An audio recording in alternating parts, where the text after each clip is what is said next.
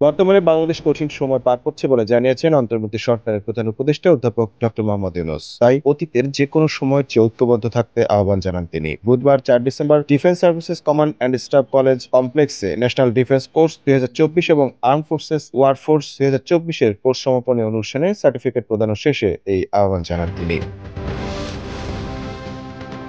Doctor Yunus বলেন, বৈশ্বিক ও কৌশলগতভাবে এখন কঠিন সময় যাচ্ছে। বাংলাদেশও এর ব্যতিক্রম নয়। অতীতের যেকোনো সময়ের তুলনায় দেশবাসীকে ঐক্যবদ্ধ থাকতে হবে। এ সময় প্রধান উপদেষ্টা সফলতার সঙ্গে কোর্স সম্পন্ন করার জন্য ন্যাশনাল ডিফেন্স কোর্স ২০২৪ এবং আর্ম ফোর্সেস ওয়ার কোর্স ২০২৪ এ অংশগ্রহণকারী সবাইকে অভিনন্দন জানান। জাতীয় নিরাপত্তা নিশ্চিতকল্পে এনডিসির উচ্চমান সম্পন্ন পাঠ্যক্রমে রাষ্ট্রের বিভিন্ন গুরুত্বপূর্ণ বিষয়াদি অন্তর্ভুক্ত থাকায় প্রধান উপদেষ্টা গভীর সন্তোষ প্রকাশ করেন।